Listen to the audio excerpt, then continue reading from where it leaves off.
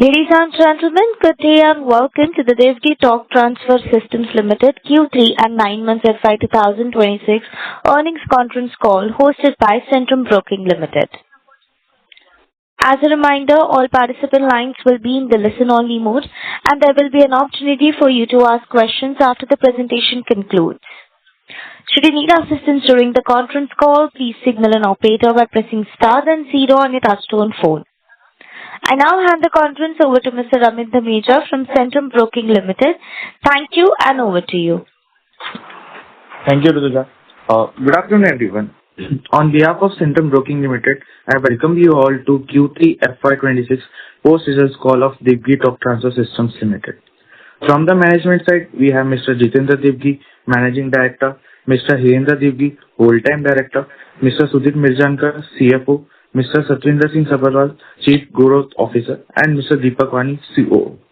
I will now hand over the call to Jitendra sir for his opening remarks. Over to you, sir. Yes, this is Jitendra Divgi here and a very warm welcome to all members of our investor community. Welcome to this Q3 FY26 earnings call of your company. I'm sure you've had the opportunity to go through our Q3 FY26 results, which were uploaded on the stock exchanges and are also now available on our company website. As was mentioned, I am accompanied today by my colleagues, my brother Hirendra Divgi, Whole-Time Executive Director, Sudhir Mirjankar, Chief Financial Officer, Satwinder Singh Sabharwal, our Chief Growth Officer, and Deepak Wani, our Chief Operating Officer. Our investor relations advisors, SGA, are also available. At the outset, I wish to make an important announcement and very pleased to share an important strategic development for our business. We have received order confirmations from two of our key OEM customers, Mahindra & Mahindra and Tata Motors, for their respective pickup vehicle program for the Indonesian market, which, as many of you may be aware, is a member of the larger ASEAN economic grouping. Under these programs, Mahindra & Mahindra and Tata will be each exporting 35,000 units of their pickup trucks, which is the Scorpio pickup for Mahindra and the Yodha from Tata Motors. And this production is expected to commence in calendar 26, but most of it will happen in FY27. Under this exclusive arrangement that we have with both customers, we will act as the sole supplier of transfer case systems and other allied products that go with these to both OEMs. This order represents a significant milestone in our strategy to support Indian OEMs in their global expansion journey and vindicates the kind of faith we had shown in the export capability of the products of our Indian OEMs. It also provides strong medium-term volume visibility for our transfer case business and further reinforces the segment's strategic importance within our overall product portfolio. So coming to the Q3 FY26 performance, it marks yet another important milestone for our company as we delivered our highest ever quarterly total income. We have surpassed our previous best performance, which was registered in Q2 FY26, which itself was a record quarter for the company. This clearly reflects the consistency, momentum, and execution strength we have built over the last couple of years through a combination of investment to modernize our capability and the capability of our people through continuous training and education. This performance has been driven by steady execution across our core businesses and increasing traction across multiple growth drivers. Our quarterly revenue run rate is now approaching the range of 90 to 100 crores, signaling that the company is entering a very exciting phase of growth. On a cumulative basis, our performance for the first 9 months of FY26 has been particularly encouraging. During this period, we surpassed the full year income levels of both FY24 and 25, and we are close to reaching FY23 levels, one of the strongest and most historic years of our company. Given this sustained momentum, we believe it is realistic now to say that we will achieve our long-term growth aspiration of delivering 12 to 15% CAGR over 5 years with FY20 as our base year. That was the base year that was mentioned in our IPO prospectus. This confidence we have is supported by sustainable business strategies and execution capabilities we have been building consistently over the years. To give you some more color on this, based on the business pipeline currently under execution, the visibility in our order book, and the scale of work underway across our verticals, we believe the company is well positioned to regain its lost ground across both domestic and export markets. And I will amplify on some of these details as we go along. This is further supported by improving demand conditions and the convergence of multiple growth drivers across our business. FY24 and 25 were relatively slower years for the company, impacted by broader macroeconomic headwinds as well as certain challenges faced by some of our key OEM customers. During this period, our focus remained firmly on protecting the core of our business, strengthening long-term customer relationships, and continuing to invest in capabilities that would support sustainable growth over the long term. As you may have noted, even in those lean years, we managed to maintain our EBITDA levels well over 20%. We have consistently followed a philosophy of building capacities and capabilities slightly ahead of the curve. This is not driven by immediate order visibility, but by our conviction that having the right infrastructure and scale in place enables us to attract large automobile OEMs and participate in long-term, high-value programs. This approach has worked well for us and continues to be a key differentiator. My sense is that one of the sort of mantras of resilience is the fungibility of our soft capability and hard capability of our investments across the 4 verticals that we are building. And those verticals, I might remind you, are manual transmissions and components, 4-wheel drive systems, EV transmissions, and automatic transmissions. Over the last 4 quarters, starting from Q4 FY25, we have witnessed a clear recovery in our business. This improvement has been driven not only by a gradual normalization of external conditions, but also by focused execution initiatives that have been reaching their culmination and that were aimed at sustaining performance. These include supporting our OEM customers in their global expansion drive, strengthening our own global footprint, and then consistently delivering on time to our customers. At the same time, deepening our engagement with our OEM partners through long-term high-value programs. And I will provide some more clarification on this as we go along. The improvement we are now seeing in our 9-month performance reflects the alignment of these initiatives along with the activation of multiple growth engines across the business. Our approach of building capacities and capabilities well ahead of demand gives us strong confidence and equally provides comfort to our customers as it reflects a clear long-term vision and commitment to growth. Once again, to put things into perspective, I'd like to highlight 2 key developments. First, we have worked very closely with our 2 major OEM customers, Tata and Mahindra, and supported by our strong technical and engineering capabilities, these OEMs have secured now significant export orders in a critical market like Indonesia.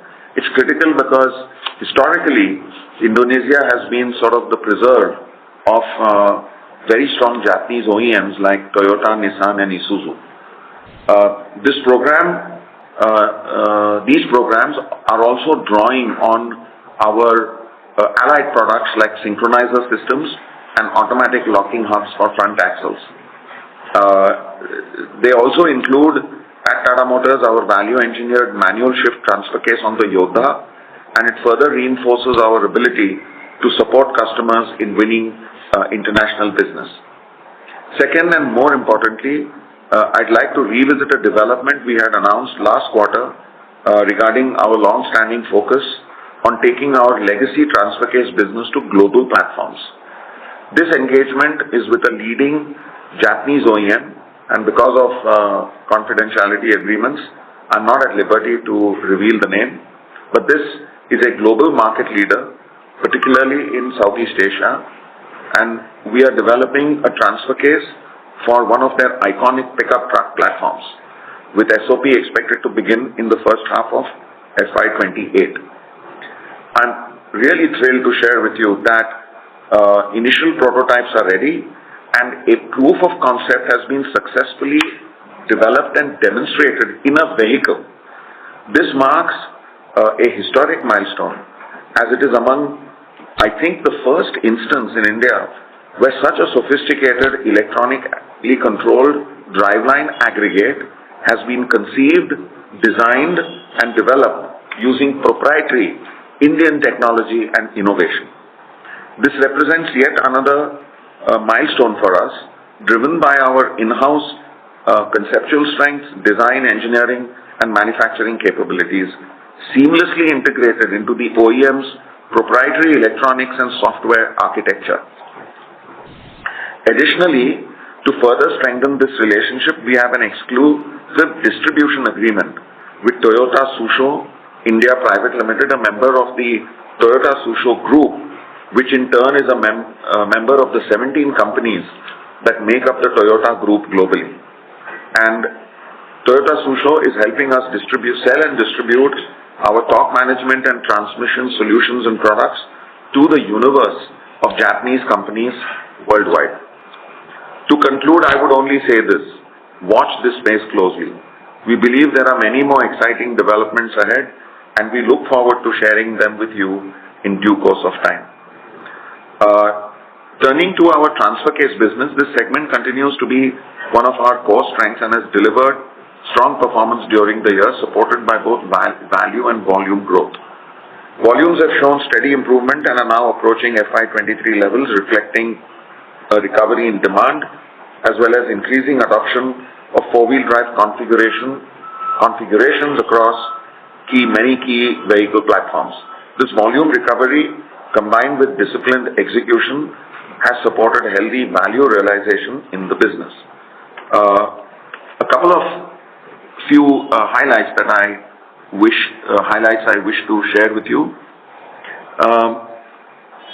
As I just mentioned, a short-term key driver is the orders that have come in from Indonesia for pickup trucks at Tata and Mahindra. But in addition, at these OEMs, we are working on prototypes for three different types of transfer case technologies. These include an open differential manual shift transfer case with a central differential locking mechanism, as well as torque-on-demand transfer cases with a mechanical locking feature. I know I'm throwing some technical jargon here, but it's important that we mention this clarity, and I'll be happy to answer any questions at the end of this session. The interesting thing is, all these concepts have been demonstrated on vehicles. These products target fast-selling platforms, and upon successful completion of testing, are expected to further widen our reach in the market and therefore boost our volumes. Second, as just mentioned, we are progressing well on the engagement with a leading Japanese OEM, with SOP expected to commence in the first half of FY28. So vehicle testing on the proof of concept has started. Early performance results have been encouraging and are supporting further refinement as we move into subsequent validation phases. While the initial commercial, contribution to our top line will be modest, entry into the Japanese OEM ecosystem is strategically very, very significant. This is a highly demanding ecosystem that requires a high degree of trust, credibility, and execution capability. Securing this nomination is a strong validation of Divgi's engineering and manufacturing strengths and has the potential to open doors for engagement with other leading Japanese OEMs over time.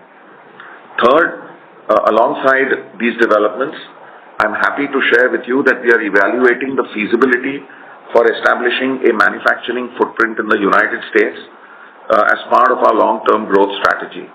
The objective is to deepen our global presence, enhance customer proximity, and capture the growth opportunity in the diversified North American market by leveraging our technical know-how to offer high-quality products at competitive pricing. We expect this evaluation will reach some preliminary logical conclusion by end of Q1 FY27. Finally, in addition to OEM-led growth, we continue to see steady demand from institutional customers, including repeat orders and opportunities from the Indian Army. These orders provide volume stability and, most important of all, further validate the reliability and robustness of the engineering solutions we provide in demanding operating environments. And to that extent, these applications bolster and buttress our brand value. Turning now to our EV transmission business, while we have seen some improvement, performance remains below our initial expectations. Overall, EV volumes in the market have been largely flat, with it's range bound, with range anxiety on these vehicles continuing to impact customer adoption. As a result, the EV transmission segment has remained modest. Given the slower pace of EV penetration, we expect volume improvement in this business to be gradual and spread over time rather than front-loaded. That said, we have made meaningful progress on the product and capability front. We are in the concluding phase of developing a new 120 kilowatt, 220 Newton meter torque capacity transmission that will go on 4 models of one of our key customers in this segment. While the ramp-up has been slower than anticipated, we believe the business is moving in the right direction. The delay has been due to hiccups that the OEM has faced in their vehicle testing, but it's moving in the right direction.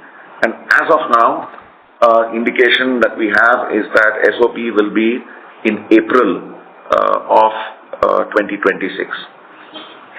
Our focus has also been on improving the quality and resilience of the EV transmission business. We are actively working to enhance contribution margins and broaden our engagement across multiple customers and platforms. I might mention that we continue to configure solutions for the three-wheeler industry, where we believe electrification is going to move at a very fast pace. This strategy is aimed at reducing dependence on any single model or program, mitigating risks arising from variability in individual vehicle performance, and building a more balanced and diversified EV transmission portfolio.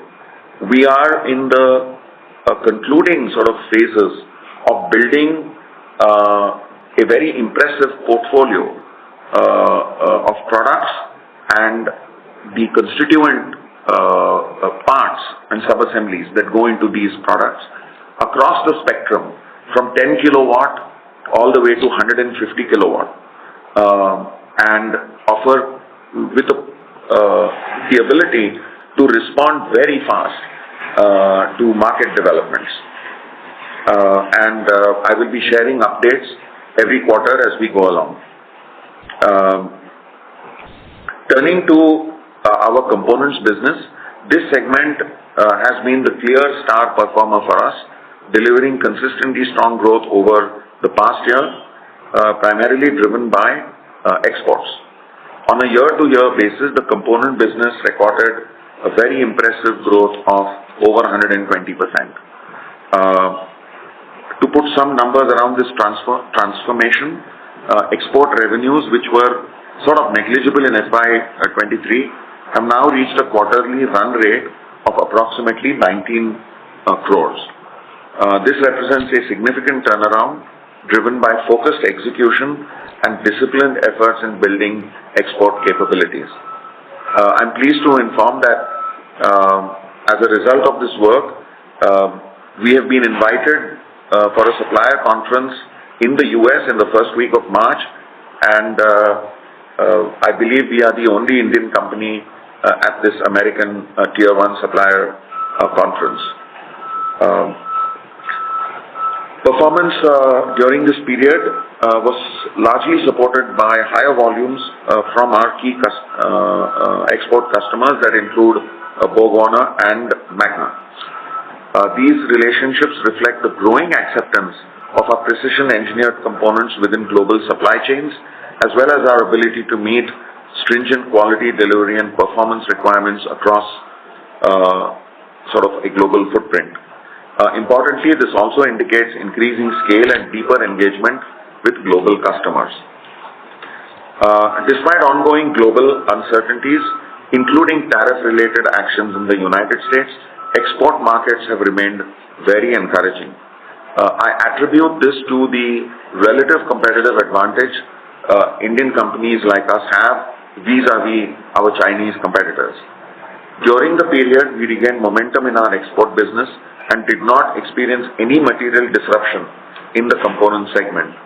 This resilience is supported by the very specialized nature of the products we supply and the massive scale at which they have to be executed, and our positioning in niche, high-value applications. During the quarter, we further strengthened our export footprint by commencing supplies to new geographies like Portugal in Europe, enhancing our diversification across markets and customers. As revenue contribution from this segment continues to increase, it is also enhancing the overall quality and sustainability of our revenue mix. And if you combine this with recent announcements that have come regarding the FTA with the EU and the US, this can only mean good news for us. Coming to the big picture and our next orbit of growth, which is automatic transmissions. This represents a significant long-term opportunity for the company, as I have consistently highlighted. Currently, automatic transmissions used in India are largely imported with very limited domestic manufacturing and predominantly supplied by overseas Tier 1 players. However, the case for localization is becoming increasingly compelling. This is supported by government initiatives promoting domestic manufacturing, the impact of rupee depreciation and therefore rising import costs, and something that is not adequately appreciated, which is the need for flexible product customization in the Indian market. Together, these factors create a strong economic and strategic rationale for building local capabilities in this segment. From a strategic standpoint, automatic transmissions also complement our transfer case business, enabling us to move towards more integrated drivetrain solutions. Over the last few months, our team has worked on and completed the initial commercial assessment of localizing this technology. We have also engaged with customers on the initial commercial assessment. In parallel, our engineering team is focused on capturing customer expectations and benchmarking to build product differentiation. By the second quarter of FY27, we plan to conclude a technology demonstrator for one of our largest OEM customers. Our economic analysis shows significant cost savings of more than 10%, on a price of more than 1 lakh, and improvement in working capital efficiency in the value chain. Directionally, we hope to conclude a contract by July 2026, which would give us approximately a launch date of sometime in calendar 2028, which would be FY29. I hasten to add that No contract has been concluded. I'm giving some directional information. Our team is focused on addressing the key challenges, including supply chain localization, competitiveness, and sustainability. Automatic transmission product requires collaboration with suppliers across India, Europe, United States, Korea, Taiwan, and China. From a business development perspective, we continue to see a strong pipeline of opportunities. Engagements with both existing and prospective customers remain active, with growing interest in our capabilities, particularly niche high-precision applications where reliability and engineering depth are critical. Over the past few quarters, we have also made meaningful progress in diversifying our revenue mix across customers and geographies. This deliberate expansion of our export footprint has reduced concentration risk and enhanced the resilience of our business model, positioning us well to manage external uncertainties, including trade-related developments. Overall, demand for critical drivetrain and transmission components remains steady across domestic and international markets. Supported by a strong order pipeline and long-standing customer relationships, we remain confident in our ability to navigate near-term uncertainties while continuing to execute on our long-term growth plans. In closing, I would like to highlight a recent milestone that reflects the strength of our partnerships and the growing recognition of Divgi's brand in the industry. During the quarter, we were proud to be associated with the successful launch of the new Mahindra XUV7XO, where our brand was prominently featured as part of the official launch campaign. This recognition underscores the confidence that leading OEMs like Mahindra place in our engineering depth, manufacturing excellence, and delivery track record. It also reinforces our position as a trusted drivetrain solutions partner for marquee automotive programs built on collaboration, quality, and innovation. Going ahead, we remain firmly focused on driving sustainable growth by maintaining execution discipline, enhancing operational efficiencies, and strengthening the quality of our earnings.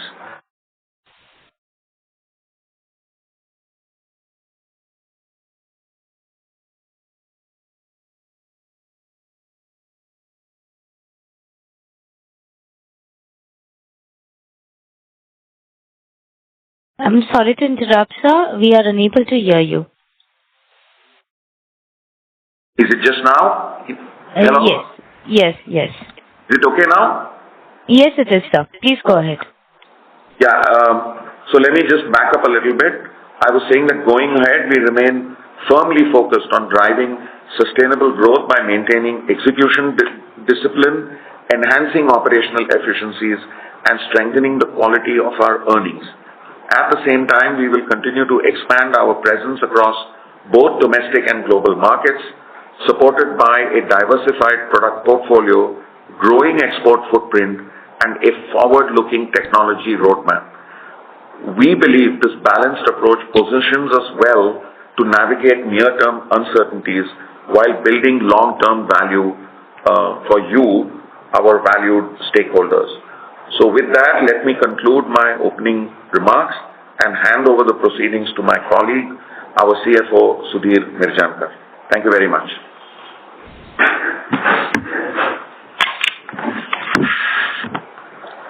Thank you, sir. Good afternoon to everyone on the call. Before presenting the financial numbers for Q3 and 9 months FY26, I would like to highlight a few key points. I am pleased to share that the strong volume momentum has continued to sustain through 9 months of FY26. The growth has been broad-based across our two major segments, transfer cases and components, both of which continue to demonstrate strong traction.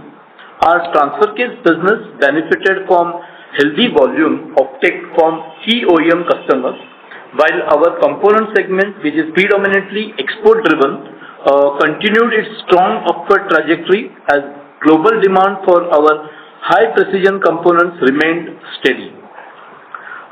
Speaking of the financial performance of 9 months FY26 performance, in 9 months FY26, we delivered our highest ever 9-month total income of rupees 261.4 crores, registering a strong 48% year-on-year growth from rupees 176 crores in 9 months of FY25. This growth was led by sustained momentum in transfer cases, volumes, and continued robust performance in component business. On revenue mix, the transfer case segment delivered strong growth of 58% year-on-year compared to 9 months of FY25. We have continued to witness healthy volume traction through the 9-month period, primarily driven by higher offtake from our key OEM customers, and we remain confident that this movement will sustain in the coming quarters. The EV transmission segment increased by 11% in 9 months of FY26 compared to 9 months of FY25. The segment has remained largely range-bound due to subdued EV volumes in the market.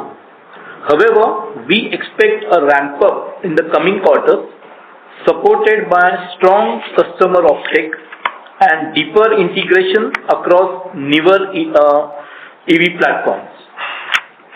The component segment continued its robust performance, growing 117% in 9 months of FY26 compared to 9 months of FY25. This exceptional growth was largely export-led despite global market uncertainty. We expect this momentum to sustain in coming quarters as well. Exports continue to steadily increase its share in the overall total income mix. In 9 months of FY26, exports contributed around 17% of total income, and we are progressing well toward our medium-term target of 20 to 25%. Gross margin for 9 months FY26 stood at 63.2%, mainly in line with 9 months of FY25.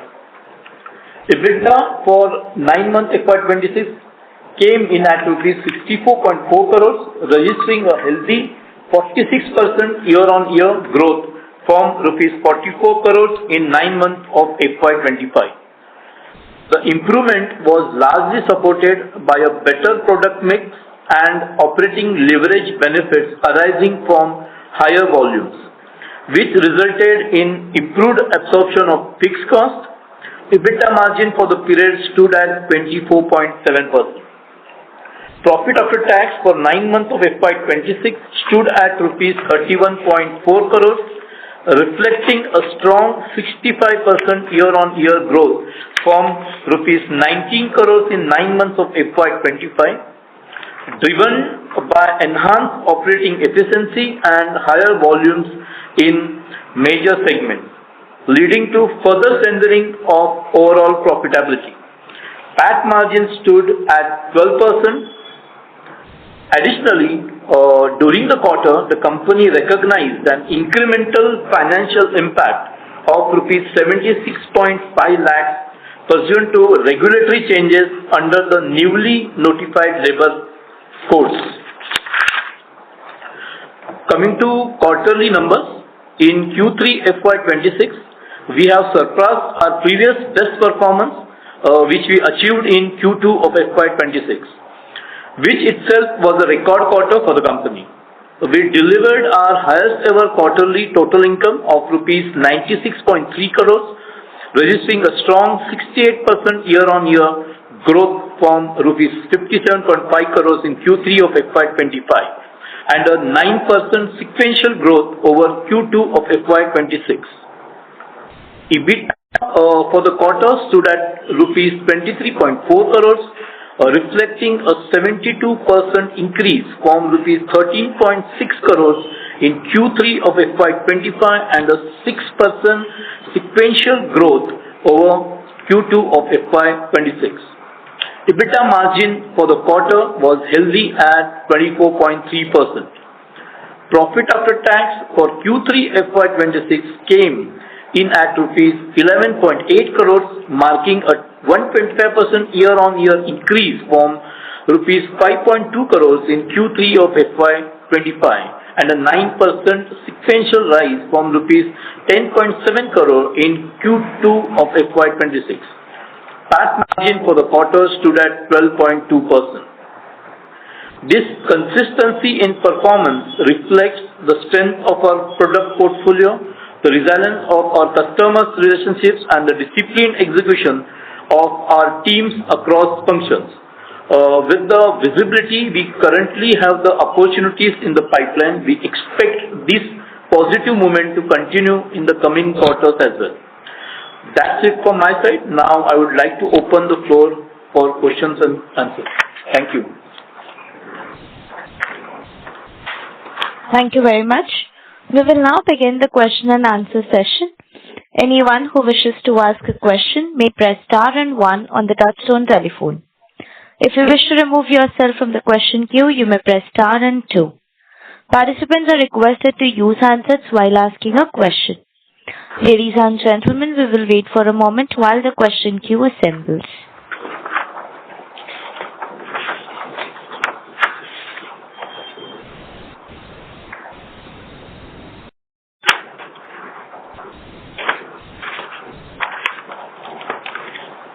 The first question is from the line of Mahesh Bendre from LIC Mutual Fund. Please go ahead.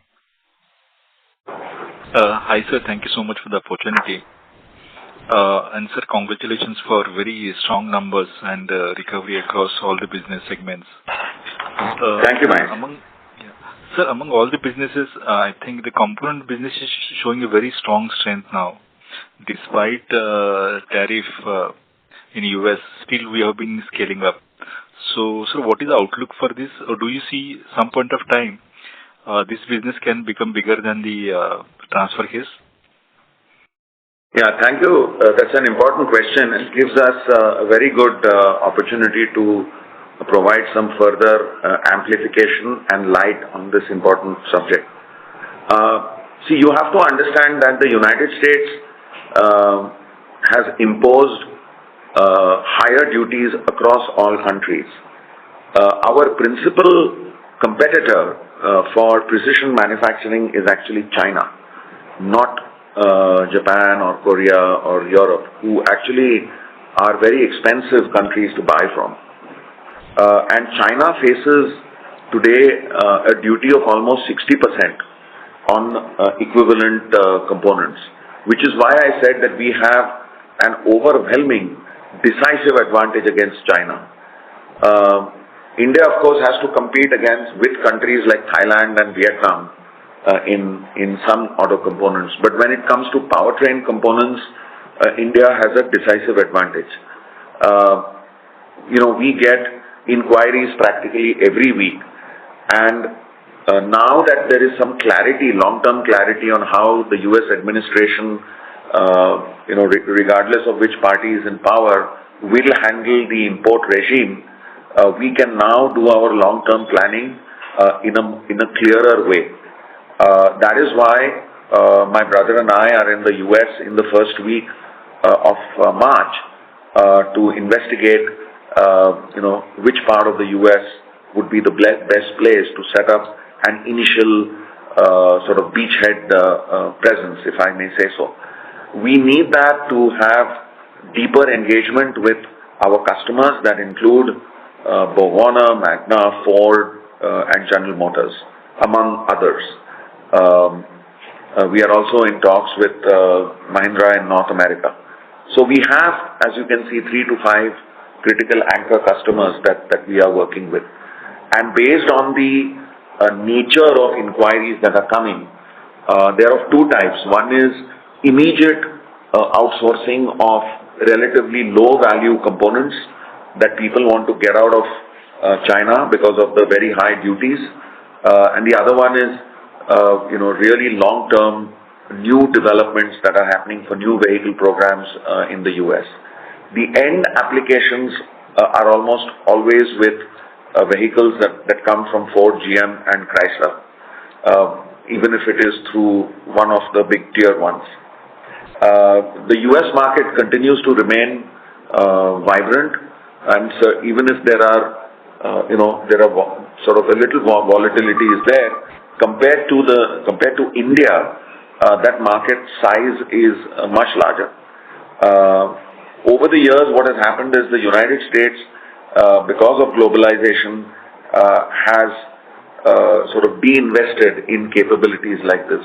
So even if the government wishes, to bring back manufacturing into the US, which is itself a sort of questionable proposition, it will take a lot of time. And it will take a far more graduated and nuanced approach if they have to be successful. The current sledgehammer approach of applying, uniform duties across all categories of imports, we believe is not going to work. So in the short term and medium term, the demand position is very good, and our teams have done a fantastic job of executing extremely precise, specifications on components. In one particular instance, the customer has actually de-sourced an American supplier and moved that business to India. Not so much, of course, the cost factor is always there, but it's more because of our quality and delivery performance. So we clearly see that India has a decisive capability advantage today relative to suppliers in Europe, Mexico, I would say even China. So we need to build on this capability, make sure that we sustain the capabilities we've built up in our organization, continue investing in education and training of our people, and sustain that competitive edge. If we do this business, I'm confident, can be taken to more than 200 crores, between supplies out of here and a small presence in the US. Whether it is actually able to overtake the transfer case business is a question which is very difficult for me to answer, because we are also going global with our transfer case business, and the transfer case business has a huge advantage of scale, because each unit sells, for several, as thousands of rupees. So if I sell, a few thousand transfer cases, that's worth many, many thousand individual components. So from our standpoint, growing the transfer case business is actually a better idea and a better strategy, in terms of creating a sustainable sort of moat or ring fencing our business. Okay? So, but the idea is that they complement each other. They enable us to have some diversity in our portfolio, diversity of geography. And, let me conclude by saying that while technology-led innovation is the spearhead of our strategy, right behind that is geographic and customer diversity and product and application diversity. And it is with this approach that we can build a resilient business model. So to conclude then, yes, we are optimistic about the component business. We continue not only the west side, which is Europe, United States, Mexico, but we also continue to work hard in markets like Thailand, Korea, Indonesia, and also Japanese customers through the arrangement we have with Toyota Susho. I hope I answered your question adequately, Mahesh. Yeah, no, so just additional question. Obviously transfer case business you want to take globally, but it's a very sophisticated product. It will take time to get into global OEMs value chain. But meantime, there is a high possibility we can scale up component business where entry barriers may not be as high as transfer case. So in that context, I was asking for next 2 years, given the opportunities because of the tariff on Chinese players, is it possible to scale up for us significantly? Yes, and we are making investments. As you know, we have an office in Cologne, in Germany, and that's the reason why we are investing in creating a presence in the US. So we certainly have the faith that the exports will give us, a sort of sustainable way of continuing growth in the business. We are certainly very confident. So the answer to your question is yes. Sure. Thank you. Thank you so much, sir. You're welcome. Thank you. The next question is from the line of Karthik from Suyash Advisors. Please go ahead. Sir, good afternoon. I hope I am audible. Yes, Karthik. Yes, sir.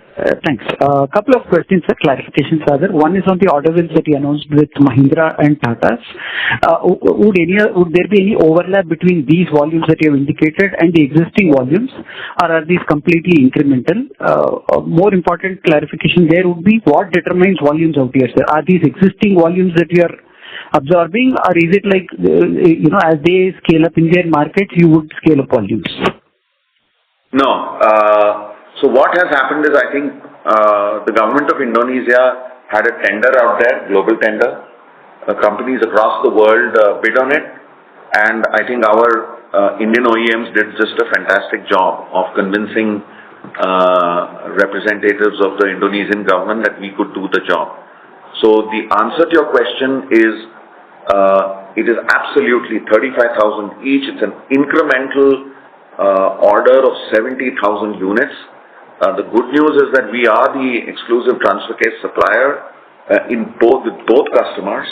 So it is, for us, if I may say, pardon me for saying so, it's like a double whammy for us. This is going to be over and above whatever existing business plans they had originally in their budget for FY27. The concern, I think, is whether they have the capacity to manage. We certainly have the capacity. I don't know about the OEMs, but these are time-bound export orders. They represent a very, very critical opportunity to crack open the ASEAN market against some very tough competition from China and Japan and the Korean OEMs, if I may add. So I don't think Tata and Mahindra are going to let go of this opportunity. These export orders will have very, very high priority, and we are working on a daily basis in coordination with these companies to smoothen the ramp up, which is going on right now, and it will hit full tilt by the May-June timeframe. And deliveries would be within the calendar year, sir. Is that correct to understand? Yeah, maybe from India, they will be delivered till the first few months of next year. But we certainly hope to finish our execution by December. Right. Just to add, sir, are these annual tenders or would these be term contracts? Yeah, these are short-term contracts right now. But the nature of the business is such that once they deliver and they demonstrate their capability, given that both Tata Motors and Mahindra are listed companies, and they have, they are conscious of the implications of these contracts, they're not going to rest on these laurels. I have no doubt that now, taking advantage of this opportunity, both organizations will now step up their global marketing and sales, because they've realized now that they have a decisive advantage for various reasons. I don't know, it's cost, it's geopolitical, it's many things. The ability to provide backup service, that's very critical for the government of Indonesia, as it will be tomorrow for governments in Central Asia, in North Africa, in South America. The world is a very big place. And I have no doubt that both companies will build on this achievement of theirs. Sure. I just wanted to reassure myself of the sustainability of these export volumes, which is why I was asking you this question, sir. Yeah. But you are absolutely right. As of now, it is a specific contract, and obviously it will conclude before the end of financial year FY27. Sure. Sir, the other thing would be to clarify on the guidance that you gave. I wouldn't use the word guidance, rather your aspiration, shall I say. You said on 15 to 20% growth on FY20 base. Without being too cute about it, would 1,000 crore by FY30 be an ambitious target for you now? Realistically speaking, given what all you've experienced. See, for us to, let me clarify, we are a little disappointed that we are not yet on the path to 1,000. That is going to depend upon picking up a contract in any one or more of our 4 verticals.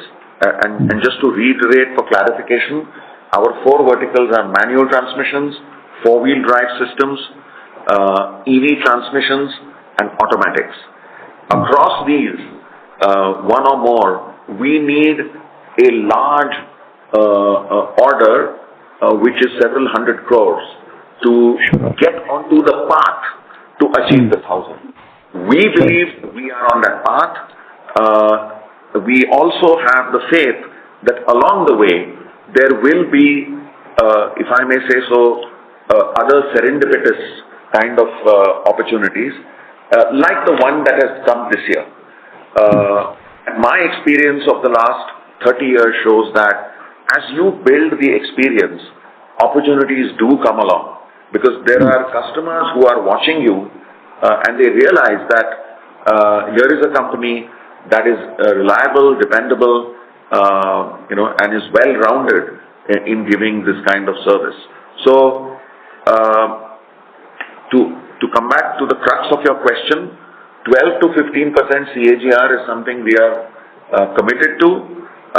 We believe that this year and next year we will deliver that performance. Beyond that, we have many things in the pipeline.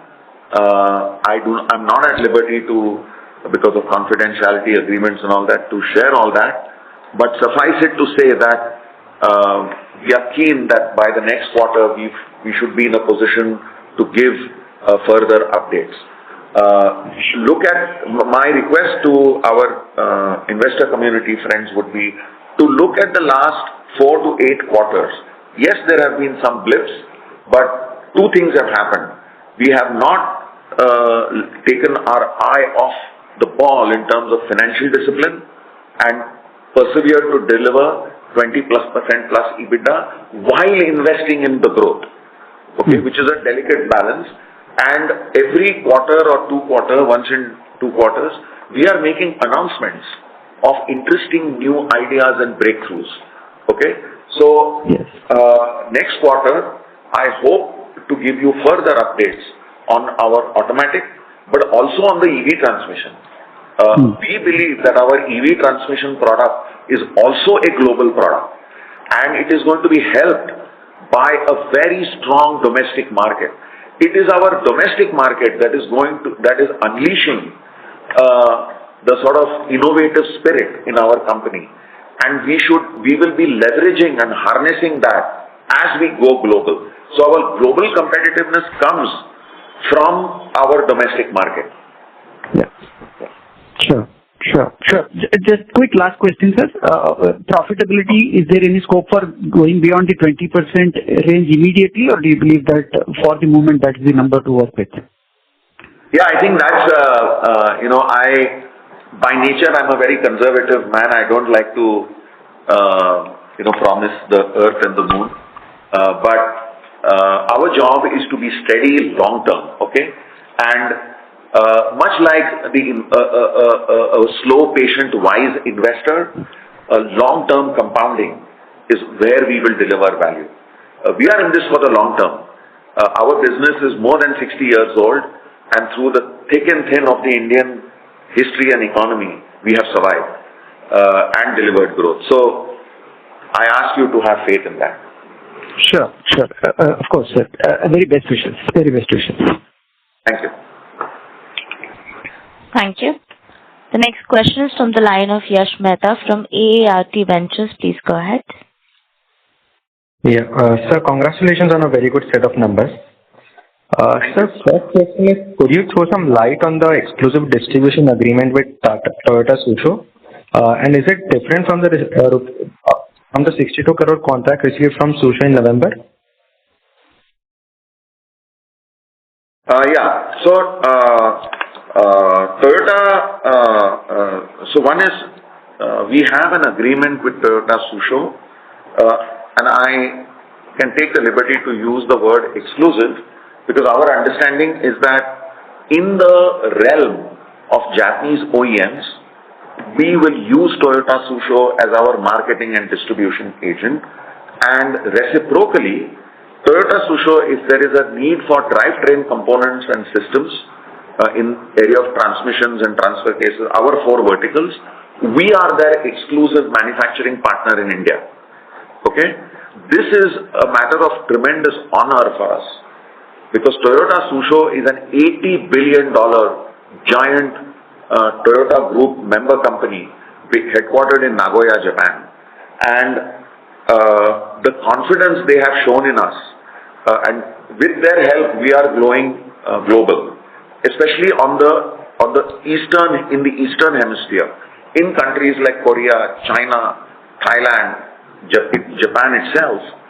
Toyota Susho is an invaluable partner for us. The products that we make, because of their uniqueness in their configuration and technology, often require inputs that come from across the world. And managing logistics when you're operating at scale is a tremendous competence. Toyota Susho is a partner for us in this endeavor with their competence. And because of their scale, they are able to handle logistics extremely efficiently and extremely competitively.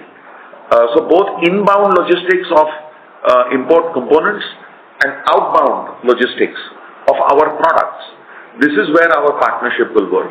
Now, in the current instance where we have a Japanese OEM having the cultural dexterity of our Japanese colleagues in Susho to persuade the Japanese both in India and in Japan has been invaluable for us. And by sort of giving our Japanese OEM customer critical insights about our capability, Toyota Susho has really lived up to their promise of being a good partner to us. So this is how we are working. And one thing I like about the Japanese culture and approach is they are slow, but they are extremely committed. And it's like water eroding rock. Over time, they will deliver. And winning this OEM contract is absolutely the proof that it can be done. And you will hear more such interesting announcements as we go ahead.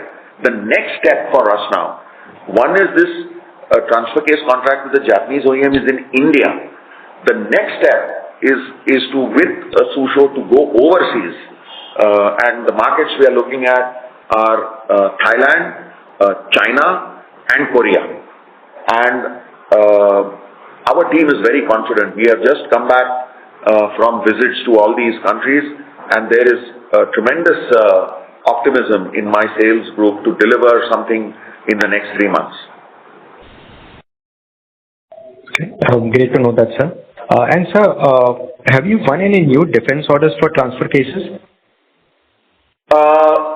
No. So the way this works is we have developed this product that is being used by companies like Mahindra, Tata, Bharat Forge.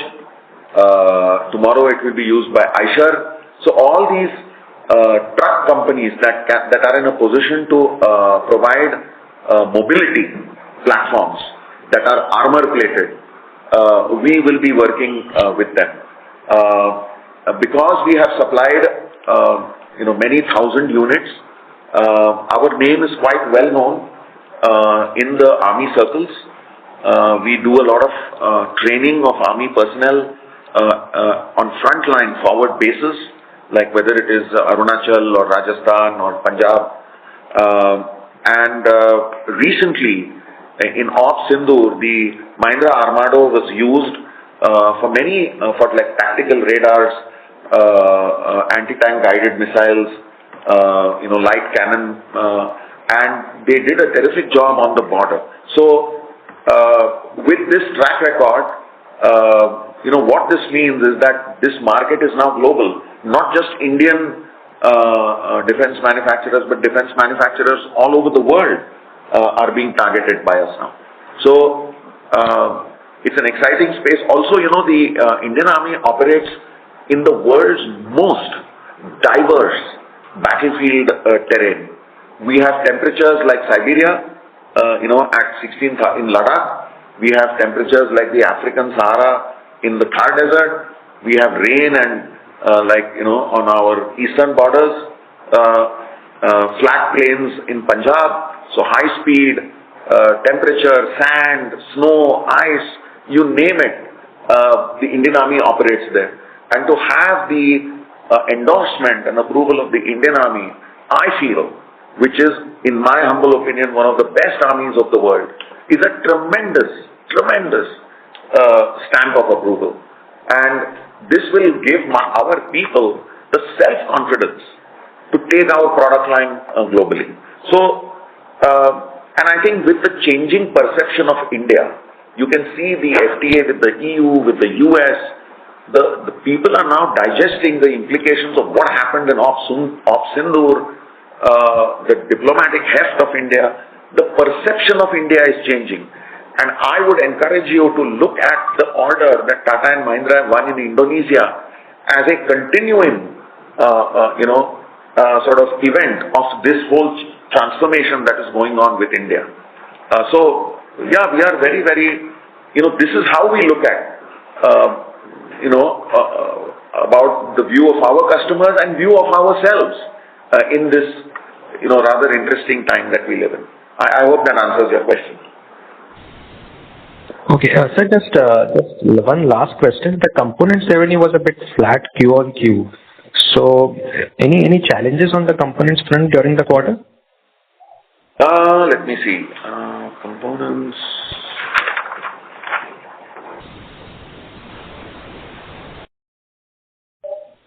I'm just looking at. See, the components have picked up relative to last year, and it is a sort of continuing execution of schedules that we have. You will not see quarter to quarter, but I would suggest that you look at year to year when we look at components. The encouraging thing is components, if you look at Q2 versus Q3 FY26, exports, have not gone down. Marginally it is up. I think it's from 18.3 to 18.8. But compared to last year, you will see that exports have gone up 5 times, and domestic components have gone up, or the overall component base has gone up 124%.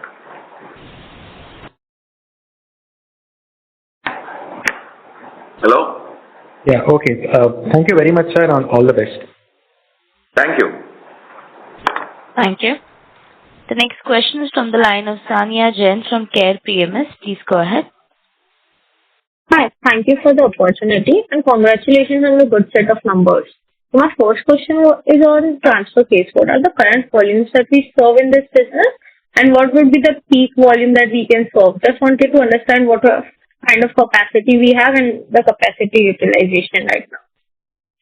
Yeah. So, right now, I think this year you can see that just the Indonesia volumes are, and this is now pretty much in the public domain because both Tata and Mahindra have also published, I think, this update with the stock exchanges. That demand is 70,000. Plus, we have what already was going on within India with these customers. Our view is that, we have 2 assembly lines that we are working on. We are working towards modernizing productivity. That was a decision that was taken earlier to sort of bring in better automation and productivity and modernize these lines, which we were typically running 1 to 2 shifts. We have the ability to operate both lines 3 shifts, and ramp up the volumes. But these products also have components that we have to manufacture. But there is always a little bit of up and down. If one segment is up, some other segment is down. So the relative sluggishness in EV means that assets that we had invested in that space are now available to us for this ramp up, leading to better utilization. And I think that is the advantage we have, that our assets can move across our verticals rather seamlessly. So, but the question I think is, if we achieve this, then what happens next year and the out years? And our view is that the component capacity that we are going to use now for transfer cases will also then be available for our EV business, for the manual transmission business, and most importantly for our automatic transmission business. So,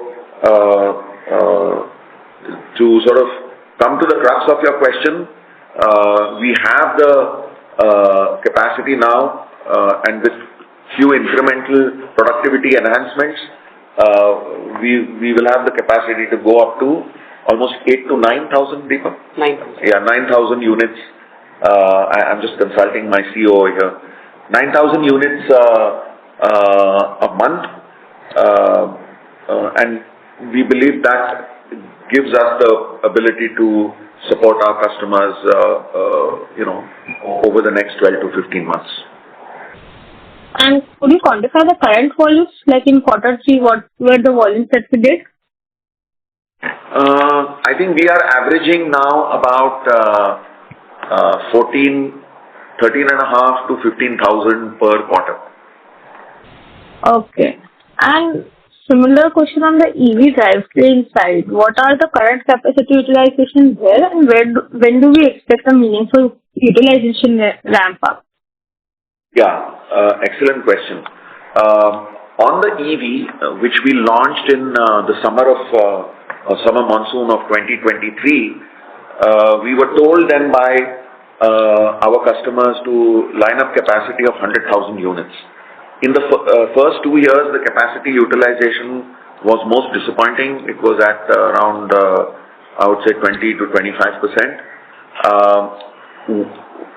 That segment continues at that level, about 25 to 30%. But with this new product that we have, which last 2 quarters we have, if you've gone to the PowerPoint presentation we have uploaded, it's called Project Sigma. That is expected to give us at least additional 3,000. So my sense is that the capacity utilization in in under 3 months should improve to about 40 to 60%. So in other words, we'll go from the very low of 20% we had a year ago to we could be doing more than 50%. So that is about 50 to 60,000 a year instead of the 20,000 per year we were doing. I would sort of, just to build on the implication of your question, Sania, the EV market is something which excites us a lot. I know it's been disappointing so far, but if you talk to the managements at Tata and Mahindra and other OEMs, the kinds of investments that are going on, are going to drive this market up. The investments are going not just into vehicle building, but also charging infrastructure. And once the charging infrastructure comes up to speed, I'm telling you, the EV vehicles will be as common as ice. And I won't be surprised that if India reaches 30 to 40%, EV. In addition to that, three-wheeler last mile delivery, we are going to see electric propulsion simply proliferating. And unlike Europe and the United States, where in cold temperatures the efficiency of the electric powertrain can be a little questionable, we don't face that problem because most of metropolitan India is, sort of warm, temperate climate, and most of it within the tropics. So we have no such problem. And you consider the fact that, congestion and the attendant pollution air quality is such a hot potato in India that state governments, municipalities will be legislating, for EV propulsion as time goes by. So we are very confident. We have a very unique model, and one thing that highlights our ability is the speed of execution. This is very critical in the area of EV. So I'm confident that within India and then using India as a base, our ability to reach out into global markets with EV transmissions will take our capacity utilization to eventually more than 70%, 70-80%. Okay, but are we in talks with any other OEMs like for export of EV transmission? Yes, we are in talks with a variety of both tier 1s and OEMs. So generally the pattern that we are seeing is there are large tier 1s, so like the Toyota group will have its tier 1, the Hyundai group has its tier 1, at Tata Motors it is Tata Auto Components. Mahindra works with big tier 1s like Schaeffler or Valeo, right? So, and they need, many of these companies are still importing from China. The only company I can tell you that has done justice to localization in India is really Tata Motors only. None of the others has any local content. Okay. Thank you for the opportunity. Thank you. The next question is from the line of Devan Shah from Credit. Please go ahead. Hello, sir. So just two questions. So one of the regarding the transfer case for our Tata Motors and Mahindra. So there's a 70,000 unit requirement. So will we be present? Will our transfer case be present in all the 70,000 units? Because I assume there will be some two-wheel drives as well, right? No, these orders are for it's 100% four-wheel drive. Because Indonesia, the government of Indonesia is deploying these pickup trucks for agricultural cooperatives across Indonesia. And I don't know how familiar you are with the geography of Indonesia. Indonesia spans many time zones east to west, and it is one massive country. It's about 2/3 the size of India, so over 2 million square kilometers. And their agricultural cooperatives evidently are managed by some kind of a central agricultural ministry, and they need pickup trucks for to navigate through rural Indonesia, which is very much like tropical India, and they need these pickup trucks there. So most of it is off-road in farm sort of areas where they need the four-wheel drive. So 100% four-wheel drive, and we are today the only supplier, because this is a highly sophisticated drivetrain aggregate. You can't just get up one morning and say I'll develop some supplier. Development of a transfer case, even a simple manual shift mechanical transfer case, integration into a vehicle needs at least 18 to 20 months of development work.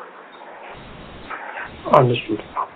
Got it, sir. And just one more question, sir. So we'll be also executing 800 crore plus revenue in the next 7 years, right? From H2 FY27?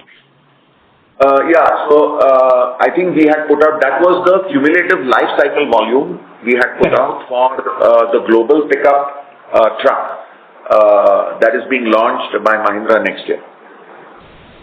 Understood. So this is different. And how would the ramp up of this be, sir, if we go year by year? We have a sort of rough annual volume. The exact launch plan has not come to us. But remember, if this is what Mahindra can do with their 10-year-old Scorpio pickup, enhanced with both manual and automatic transmissions and their ability to stay abreast of evolving emission norms, you can imagine what they will do with a global quality pickup that rivals something like the Toyota Hilux or the Isuzu D-Max. So we have no doubt that Mahindra is going to live up to its global vision. Just to put things in perspective, if you look at where Mahindra was in 2021, before they launched the Thar and the Scorpio N and the XUV family, which is 3XO and 7XO, they were just over, I mean, I could be off here and there, but about 200,000. Now FY26, they are India's second largest OEM, and they are outproducing Hyundai with SUVs. SUVs only, they don't make cars. And they are close to somewhere between 650 and 700,000 units. So their size has tripled in 4 years. So, and we are their only four-wheel drive supplier. So that's you could say, the tide that we are riding just now. I can tell you, Mahindra is the most exciting SUV company in the world right now. Okay, sir. Thank you. Got sir. It's done. Thank you so much, sir. Thank you. The next question is from the line of Anurag Jain from Art Ventures. Please go ahead.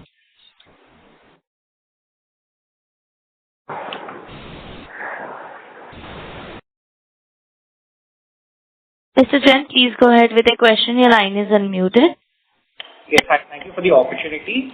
Sir, just on this Mahindra Global Pickup order, are these vehicles assembled in the South African facility of M&M, or are these completely made up and exported from India? The reason I ask this is because there were some talks of additional duties being imposed on vehicle imports into South Africa.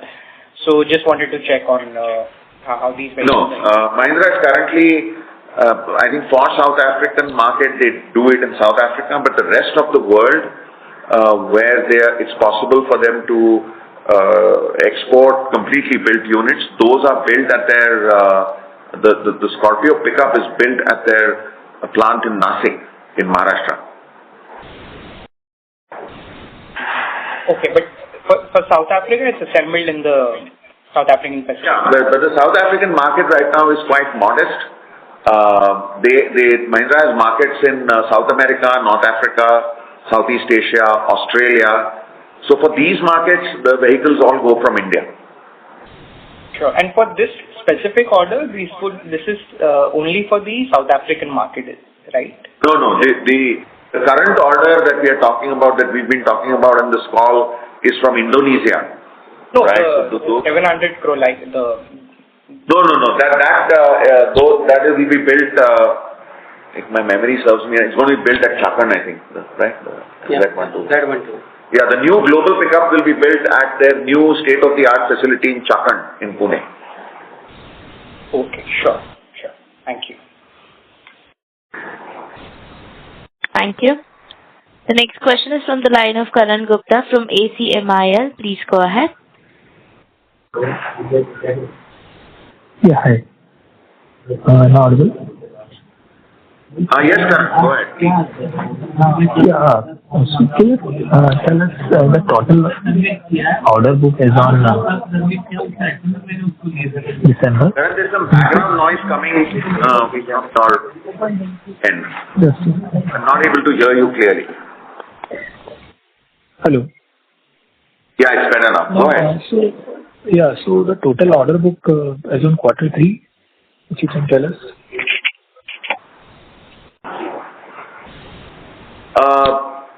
I think whatever Q3 performance we had, I think we will be able to sustain that in Q4 and going forward. Okay, any quantification? There is no, we don't see any risk. The exact pattern in which it unfolds, because we are ramping up right now for the Indonesian order. You can imagine, to increase capacity of up to 6,000 units a year is not going to be possible in 1 month. So there's a ramp up that we are on right now from February till June, and then it'll go at a flat plateau till December. So therefore, whatever performance you saw in Q3, we will be sustaining that going forward. Also, what happens is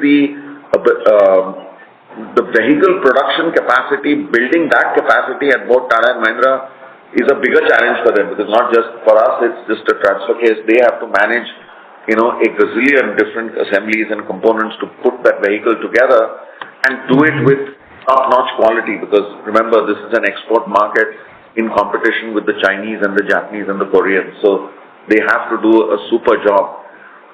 And therefore that's going to take time, and as they sort out their own bottlenecks, that's how the schedules will unfold over the next quarter to 4 to 5 months. So the exact nature is difficult to predict, but it's safe to say that it will be a sort of soft ramp on which the numbers will be going up. Okay. So, is it for transfer case 9,000 units per month, the capacity you have, right? 9,000 units per month. Today we need to keep that capacity, because you can just see that just the export demand is going to be about 6,000 units. 70,000 units is close to 6,000 a month. And then in addition to that, there are other export markets plus the domestic requirement. Okay. And 13 to 14,500 per quarter you are currently producing basically. So it's basically 50% of capacity utilization currently. Yeah, you could say that. Okay. And you can draw your inferences from that on what that means for profitability. So maybe in 2 to 3 years, if this can go up to 70-75%, and we are utilizing optimum level. So is that the margins we can assume it will go up from 20%, excluding the other income, to something around 25% on the pre-COVID levels kind of thing? Yeah, I think you're making many assumptions. That's basic assumptions, and I think. Yeah. No, the reason I say that is our ability to grow the transfer case market globally has its challenges. Okay, we are confident, but to sort of bet everything on that one horse would not be prudent, which is why we have these other verticals as well, because the assets that we have in manufacturing and assembly can be cross-deployed. So we don't want to sort of bet on any one single horse. So the ability to have 4 verticals and components thereof is what will give our business resilience. So you're right. I mean, if we are able to get to 70% consistently utilization, obviously the profitability will improve. But there is a caveat, which is that if we have to win business at that scale, it may not be at the current profit margins. We may have to, there may be price pressures then that come, because a lot of this will be at the expense of somebody else. And we know we are competitive. And before the Ukraine war broke out, we were exporting transfer cases to Russia. We are in negotiations, in other parts of the world, but somebody else is going to get affected, and that somebody else could then respond competitively. So this is a dynamic situation, and it would not be wise and prudent to make a categorical statement on business top line and profitability. Okay, fair enough. Just one on again on the total order book we have, except this 70,000 transfer case order book, what else, I mean, in terms of quantification, you can tell us that we have for the next maybe 1 or 2 years, so that we can see the visibility of the top line. So the other one would be component exports, to the United States, Europe, and Mexico. We have very good visibility on what is happening there because we're getting very good RFQs, we're getting very good responses to the quotations that we are giving, and it is because of this that the top purchasing management of one of the world's largest tier ones, which Magna is a $40 billion tier one. They're larger than many OEMs in India. Have invited us for a supplier conference in Detroit to discuss, and they see us as a strategic supplier. We are in talks with Ford and GM as well in the US, and at the risk of repetition, let me say that is why we are looking at a presence in the US, because we need to be engaged with them in a more concentrated, sustained manner, and that will be possible only if we have presence in the United States in the same time zone. So that is another market.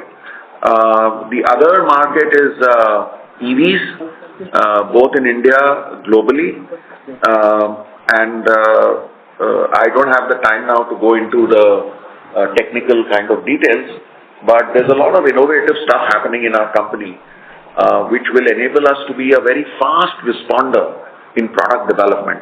The EV market is going to be characterized by speed, and if you apply the old ICE templates, you're not going to succeed in the EV industry. Tata Motors is doing that, and they're doing a great job. We can do a better job, and we are, by working with them, we are learning some valuable lessons. They are by far the market leader today. So that EV segment is one. And the mother of all markets is the automatic transmission. And as I mentioned in my opening remarks, we are working on a proof of concept. We have our roadmap. What we need to do is bag that first commercial order that will. And our approach, is going to be deep localization. Deep localization of the type that we have done on EVs, on transfer cases, on synchronizers, on specialty components that we make, where we understand design, testing, manufacturing. And if we bring that approach, our vision is to be to make automatic transmissions with deep indigenous technology. Okay. So that segment is really the mother of all opportunities, because that will put us on track to cross 1,000 crores straight away. Okay. Thank you. Thank you. Ladies and gentlemen, due to time constraints, that was the last question for today. I would now like to hand the conference over to management for closing comments. No. So, I would just like to conclude by thanking our stakeholders for the penetrating questions, because these questions give us the opportunity to provide clarification, to bring some color to otherwise, and to bring life to the story and the narrative that we have. They are also important for my colleagues who are sitting here and listening in on this conversation, and to take some valuable insights from the questions that are raised. So I just want to say, thank you very much. We always look forward to these earnings calls because they are so stimulating, and we go away refreshed with a lot of ideas and insights. So I look forward to our next quarterly call, and I'm sure it will be equally productive and engaging as this one was. So on a concluding note, thank you so very much. Thank you. On behalf of Centrum Broking Limited, that concludes this conference. Thank you for joining us, and you may now disconnect your lines.